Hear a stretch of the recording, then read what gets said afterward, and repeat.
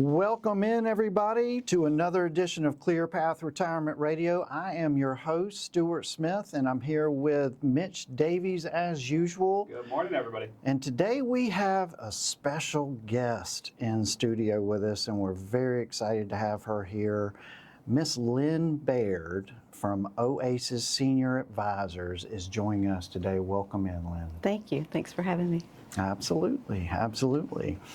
Well, today we're going to have an interesting discussion and just talk about, senior care and talk about Oasis specifically and kind of what they do and what Lynn does and get real clear on this stuff, because I know that Mitch and I, over the years of working with seniors and doing the retirement planning side of things, we often get a lot of questions when it comes to people get to a certain point in life and they start to need higher levels of care, or they're interested in an independent senior living community and they just don't know really where to start and how all that stuff works, right? So in comes Oasis Senior Advisors and someone like Lynn here, and they are the experts. Lynn, you've been doing this for 30 years, so I'm assuming you've learned a few things about it. And can you just share a little bit with the audience? Just tell us a little bit about Oasis and kind of how you work and what you're all about. Sure. Oasis is basically, the best way to explain it is I'm a real estate agent for the senior living communities. I'm an advocate for the families. I help to sort through all the things that you don't know until you have to know it. I try to walk alongside them during the process for tours and consultations and find out what's really important to them in this next step. Yeah, and that's important stuff. I tell you, I was recently down in Columbia with some comrades of yours down in the Oasis down there, and with a client, and I had, at one point, the client was really confused and really wanted to start looking at places and start getting the information and trying to learn about what the next phase of her life could look like, as both of her daughters were kind of calling me and saying, Mom needs some help, and we're kind of worried about her being out there and living alone, and we're worried about what may happen to her. And so she's been working with Oasis, and she's been looking at places, and she's been extremely pleased with you guys and how you handle things. And I was just recently down, we had been having a conversation, and she said, Stewart, I'd like, when I narrow it down to a few places, I'd like you to come down and kind of visit with me and just kind of be there. And I promised her I would. Mm-hmm. I had made that promise that I would do that. So I kept my promise, and I went down and visited. And, honestly, Lynn, it was a little eye-opening for me, because I just don't think these places are kind of what people expect anymore. And, I was really pleasantly surprised. And I know I left, one of the facilities down there, and I was kind of thinking to myself, Not such a bad deal. not a bad deal. I mean, you get one good meal a day, I think it was, and you're on your own for the other ones, but you get all kinds of fun activities. The place was nice. I mean, it was really nice. The facilities were nice. The people were extremely nice, and, no cooking, no cleaning, no, I don't know. I mean, it sounds pretty good to me. Good, yeah. But, so, the way I understand it, and help me understand if I'm right or wrong here, but, it kind of there's different levels of care, right? So it starts with kind of independent living with communities that are just certain age groups and up. And then maybe it goes to assisted living at that point, when you need a little more help and you can't quite do the things that you need to get done.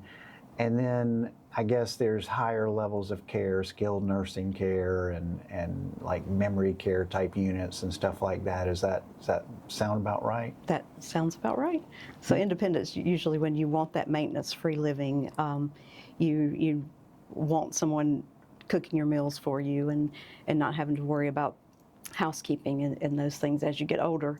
Assisted living is more when you actually need assistance with your activities of daily living, like bathing, dressing, medication management, just a little more of a struggle day to day and need help with that.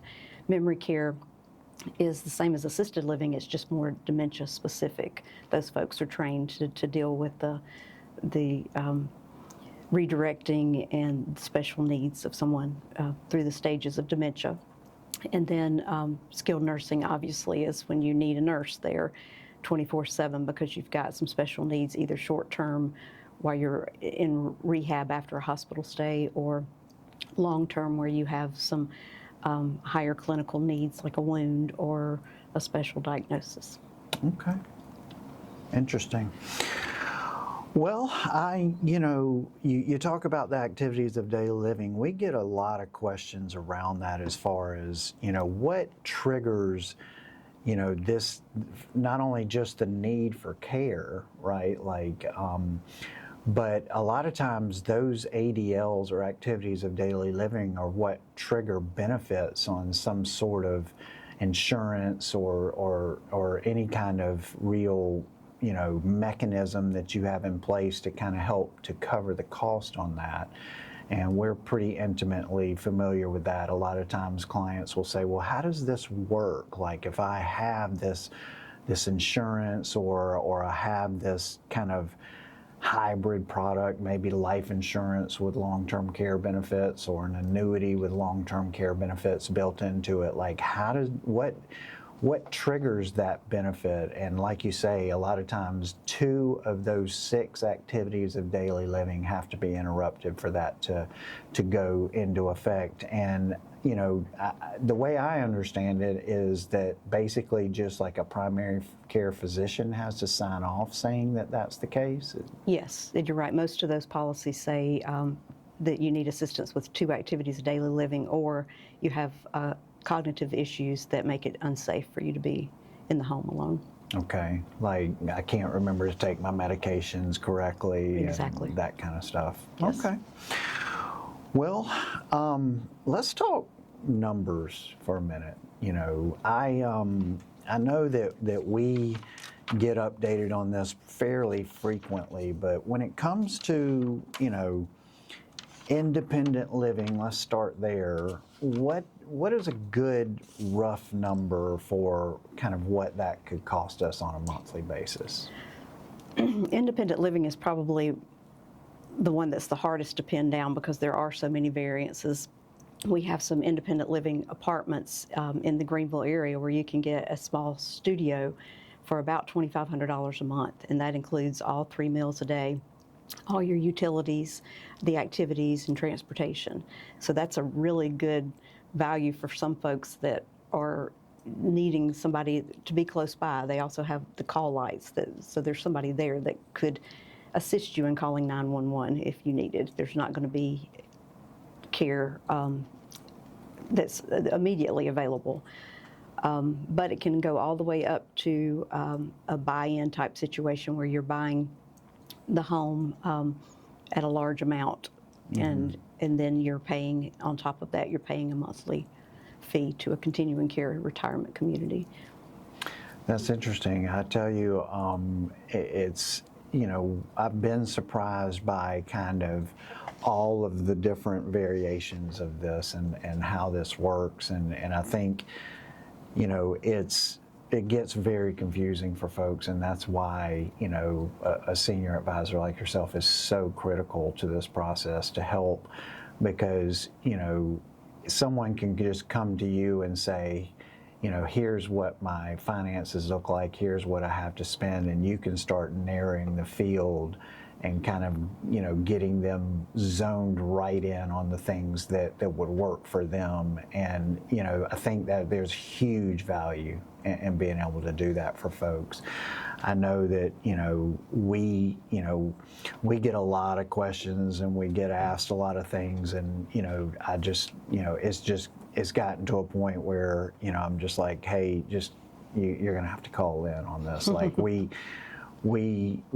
understand things up to a certain extent, but it kind of leaves off there, and we, you know, that's where these, you know, it's just so critical, because again, you know, like you say, there's 15 different, you know, variances of how to pay for this stuff. I mean, whether it's you're a big buy-in and then a monthly fee, or whether it's just a monthly fee, or whether the, you know, what are we looking at as far as like waiting list, and is that an issue for folks at this point? It's beginning to be in Greenville. We have a lot of people, as you know, coming to retire in this area, and some of the more sought-after communities can have a wait list. Most of them are very relaxed in what they call a wait list, so it might be somebody that thinks that eventually I might need this, but I'm not ready today, I'm not ready next month. So they'll put them on that list, give them a call when something comes available, and they're like, no, skip over, go to the next person. So it may be 20 people long, but in reality, only 5 of them are ready to move. Gotcha. Well, listen, guys, we are going to continue our discussion in the next segment. Y'all stick with us. We'll be right back with Lynn Baird.